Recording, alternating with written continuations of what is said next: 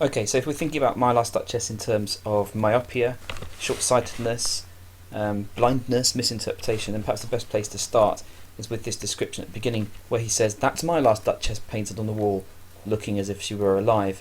It's really interesting to note, of course, that the verb looking here can be interpreted in two different ways. It's ambiguous. It's ironically ambiguous because, of course, on the one hand, there she is looking as if she were alive because it's such a vivid painting. On the other hand, of course, looking is exactly what she can't do, and of course the reason she was killed was partly because the Duke felt that he couldn't control what she looked at, what she gazed on.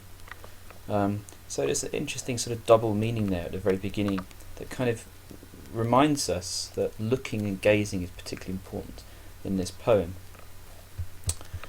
And when the Duke reveals that the picture is something that's been created by Fra Pandolf, it's important that we notice that he's the person doing the interpretation of this picture for us.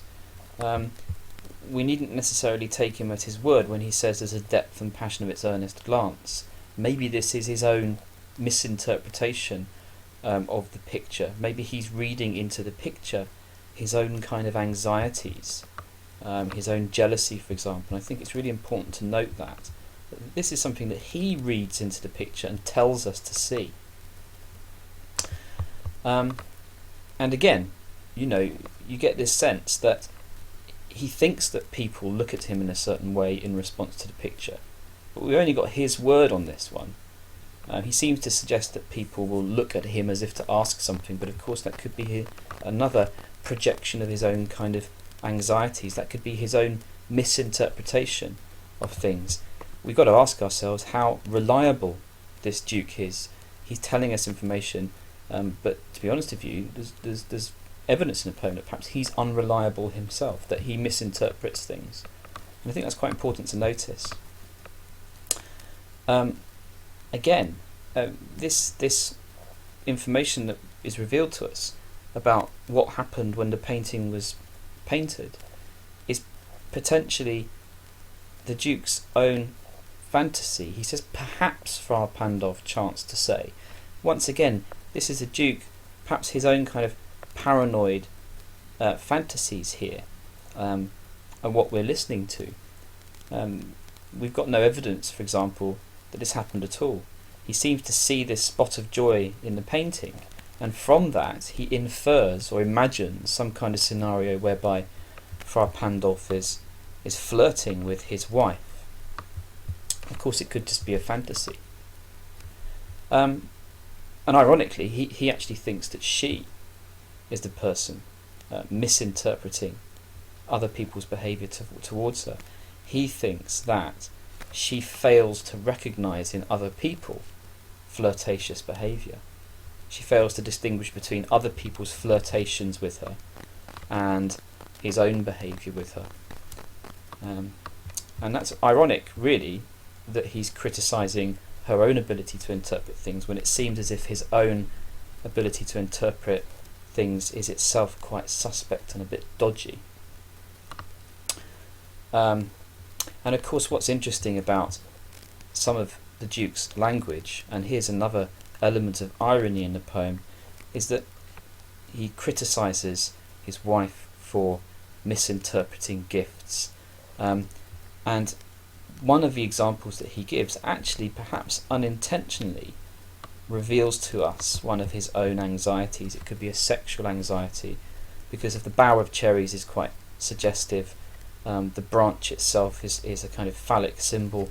Cherries are associated with virginity, and the fact that he fixates on or focuses on this gift of the bower of cherries that's been broken off by one of her admirers, as he sees them, is suggestive to us of the fact that, in actual fact, his attitudes towards his wife, his fears, are partly based in or founded in his own worries about his kind of sexual attractiveness to her.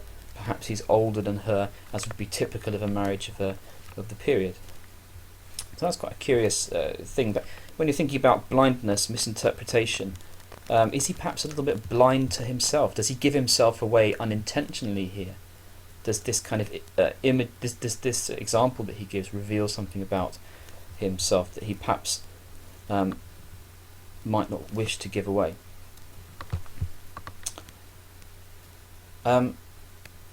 Continuing the idea of blindness, I think it's fairly obvious, or so it seems, that she's blind to the true nature of her husband.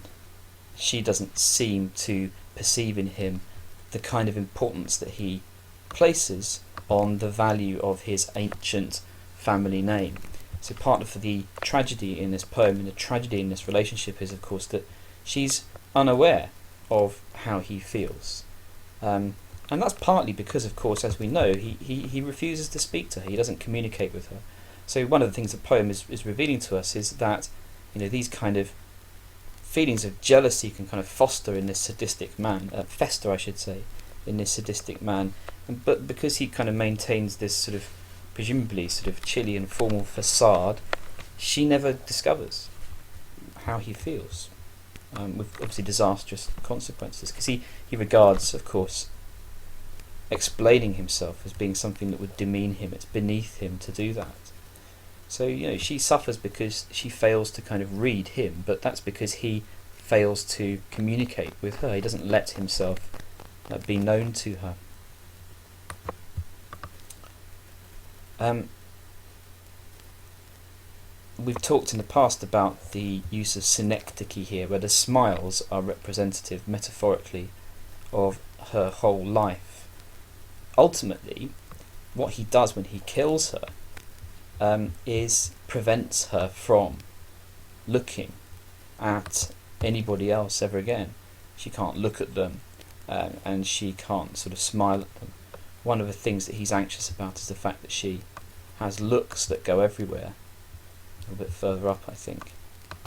That's right, her looks went everywhere. He seeks to kind of control these, and when he kills her, and when the smiles stop altogether, of course, one of the things that he's actually doing, he's imposing his control over her ability to look.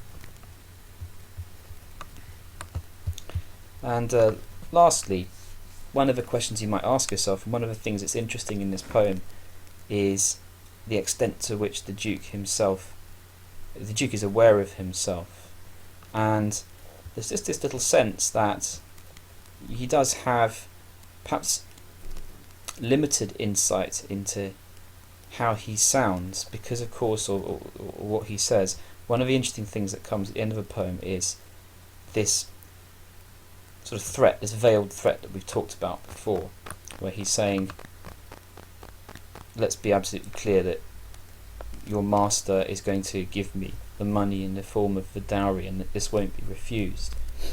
He makes this statement, this kind of chilling statement, dressed up in elevated diction. And then at the end of this statement here, he seems to come to the realization, after the semicolon, that what he said, he's actually given himself away. He's given away his desire for money over a genuine and, if you like, healthy marriage. And he has to kind of correct himself, and he says, though of course his fair daughter's self, as I avowed at starting, is my object. And of course by that he means, I want the money, but of course it's really the daughter that I want. So he sort of tacks on this sentence after the veiled threat, because he seems to realise that he's almost kind of given himself away.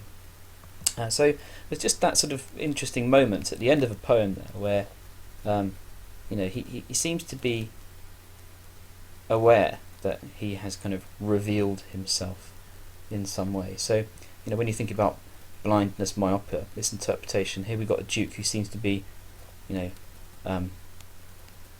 a certain extent self-aware, but perhaps not fully. He certainly seems to give himself away throughout the course of the poem.